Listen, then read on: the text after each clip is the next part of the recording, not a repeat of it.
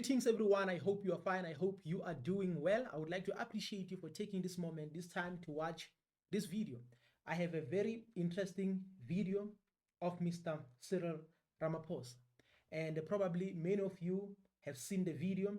But what makes this video interesting is that Mr. Cyril Ramaphosa is speaking boldly on behalf of black people. This is amazing. This is what baffles me by those who are opposed to black economic empowerment. I say, what do you want to see happening? Do you want to see black people continuing to play the role of laborers, drawers of water, hewers of wood, and consumers only? Why can't black people be made to own productive aspects of life? Why can't they be rich as well? That is what needs to happen, because it is when they get to that level. Dr. Mulder. Yes, indeed. Black people should be empowered in terms of productivity when it comes to industrialization, in other words, in general, when it comes to the economy of Africa, or to be exact, the economy of South Africa. But here is the thing, because here we are talking about BEE.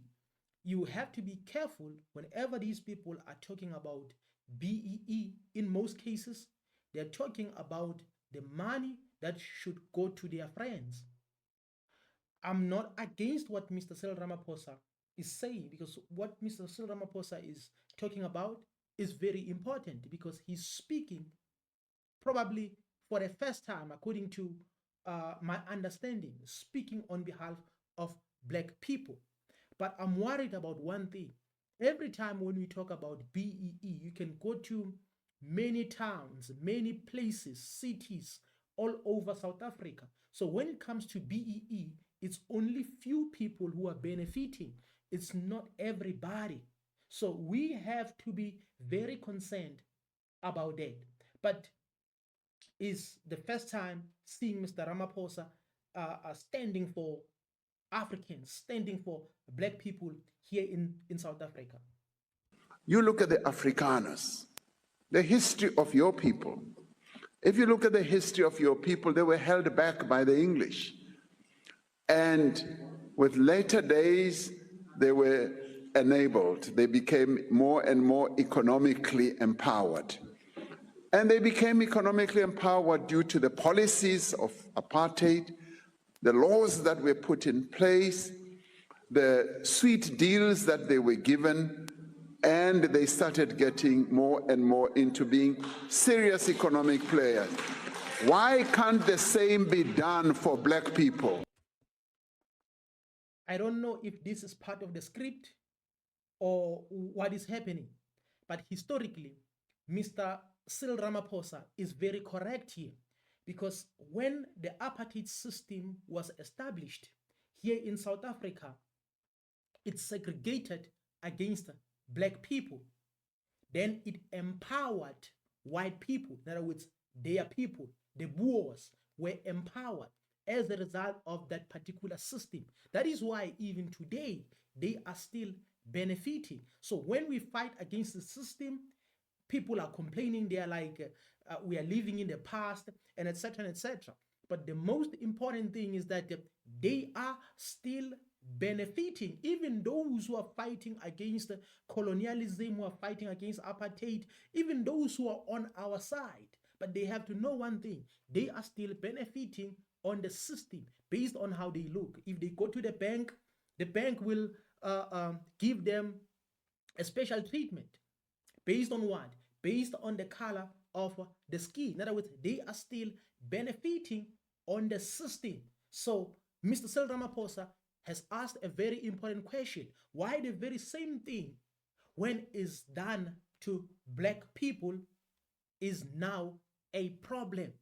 But my question is he talking like this for his friends all over South Africa, or is he talking like this on behalf of all black people? Why am I saying this? You have to understand that when it comes to black business empowerment or black economic empowerment here in South Africa is only for a certain group of individuals. In other words, you can visit every town or every city all over South Africa. The people who are contributing when it comes to, or the people who get these contracts when it comes to construction, when it comes to different kinds of service deliveries and etc., it's a small number of people. And when you go deep, then you will find out that somewhere, somehow, these people are connected. But the truth is, Mr. Cyril Ramaphosa is standing for black people here. In other words, I may disagree with him uh, in most instances, but this time I can just say he's telling the truth.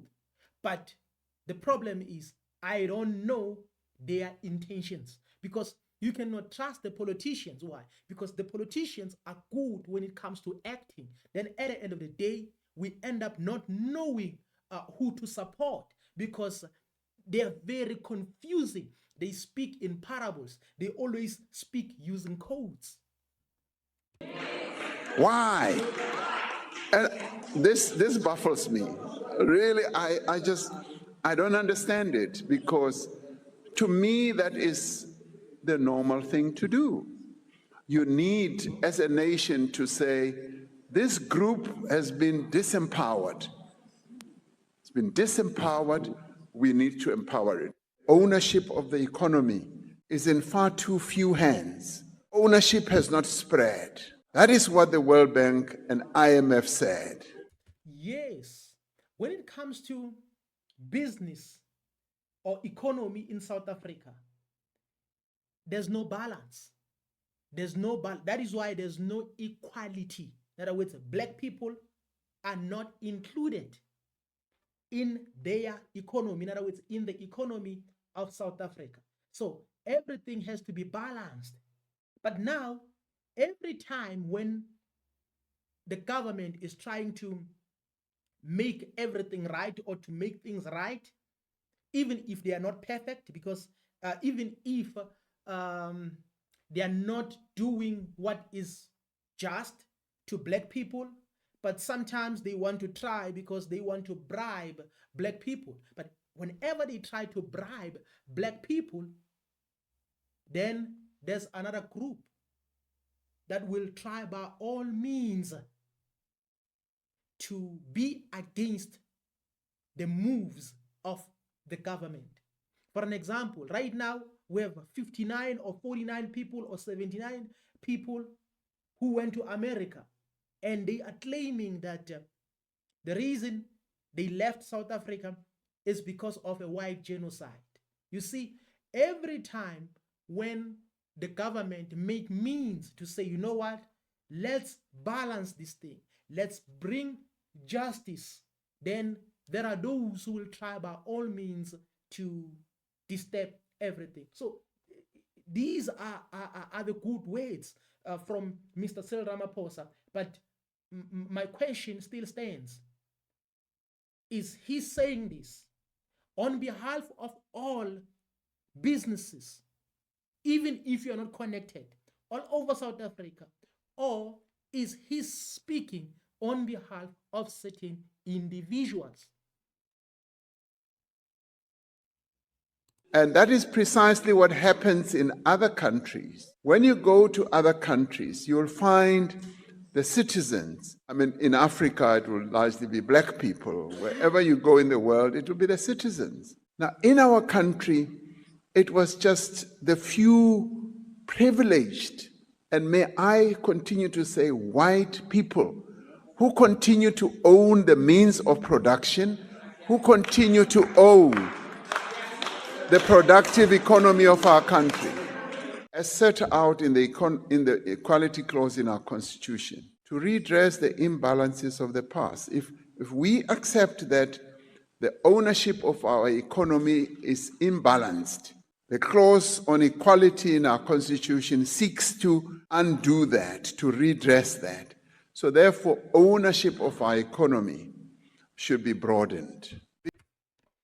Mr. Cyril Ramaphosa is right, is right, only if they have good intentions. I wish they can have good intentions and make sure that whenever they develop businesses, they also give opportunities to all entrepreneurs, to all business owners, even small business owners, to all black people who have new ideas, new inventions.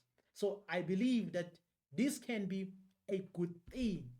But in most cases, when it comes to the things that are spoken in parliament, in most cases is not about to benefit black people. So whenever they talk about black people, in most cases, they are referring to their friends and those who are connected to their friends and those who are connected to their friends again.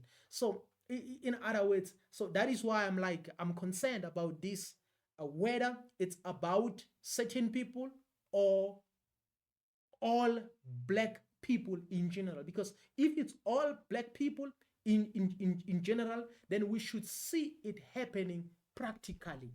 But right now, it's not happening. It's not happening. So I can say to Mr. Cyril Ramaphosa, actions speaks louder than words.